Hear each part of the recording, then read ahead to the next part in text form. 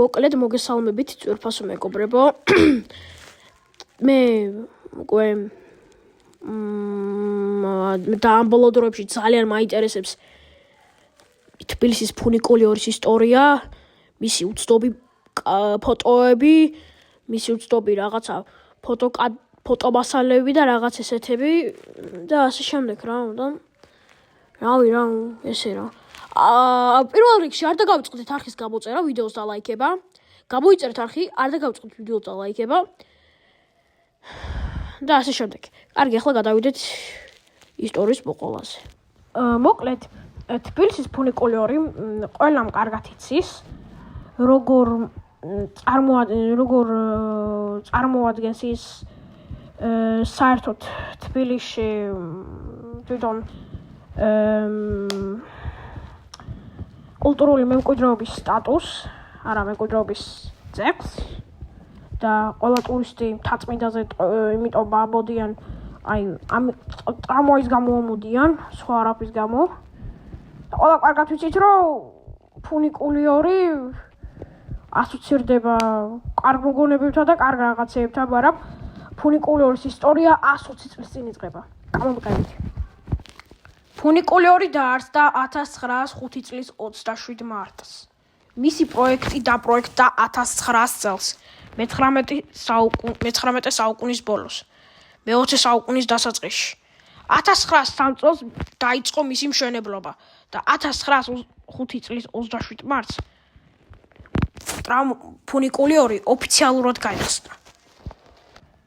ამბობენ, რომ ხალხს თავიდან ამ ტრამვაიზე ამოსვლის ეშინოდა, იმიტომ რომ რამე საფრთხე არ შეექმნათ, მაგრამ კომპანია ფულს უხდიდა ხალხს რომ ამოსულიყო და იმგზავრა ამით. და ამით დადიოდა სკოლის მოსწავლეები, პოლიციის ჟანდარმები და უამრავი სხვები. ფუნიკულიორის მშენებლობა ეკუთვნის ბელგიურ კომპანიას, რომელმაც ააშენა ფუნიკულიორი, რომლითაც ქვედა თბილისი ზედა თბილისს უნდა დაკავშირებოდა. ზუსტადაც ესე მოხდა.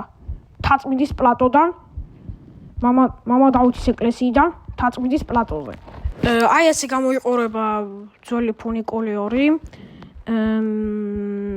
ხედავთ თვითონ როგორია ეს ფუნიკულიორი.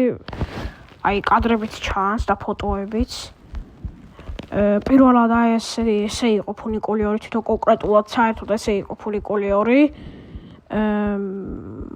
აი 1938 წელს მოხდა მისი რეკონსტრუქცია, მაგაზეც უკვე შემდეგში მერე ვისაუბრებთ. და მე შემდეგში ახლა ვისაუბრებთ და ასე შემდეგ.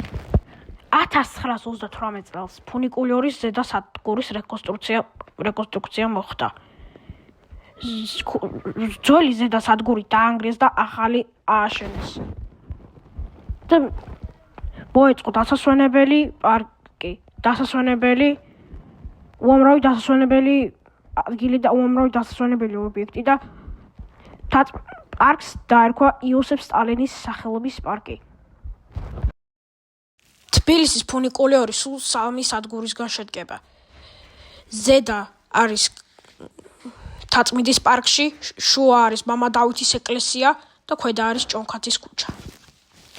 როგორც ითით, ფუნიკულიორს 3-ჯერ მოუხდა რეკონსტრუქცია. პირველად 1938 წელს, შემდეგ კი 60-იან წლებში მგონი და შემდეგ კიდე 70-იანებში გამოიცვალა ვაგონები და სამწუხაროდ 1990 წელს დაიკეტა.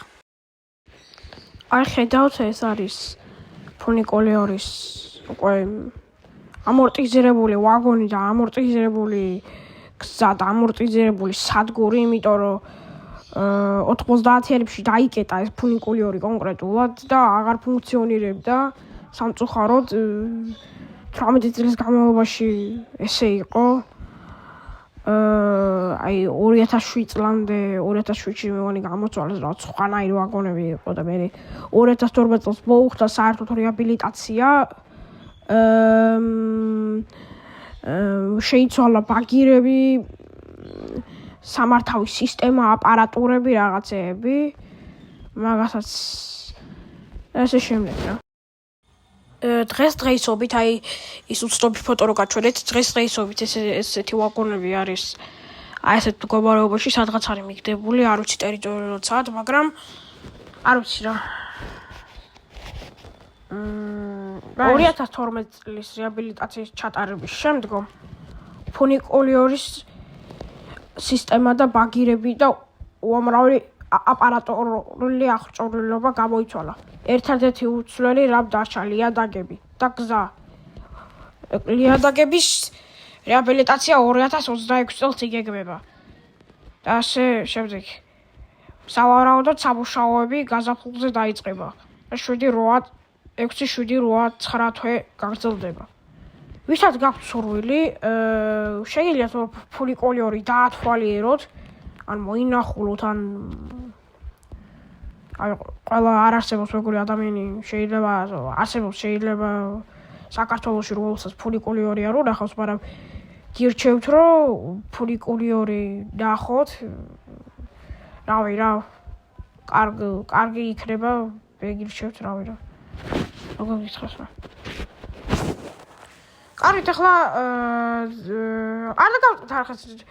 არ დაგავწოთ არხის გამოწერა ვიდეოს დალაიქება, გამოიწერეთ არხი, არ დალაიქეთ ვიდეო.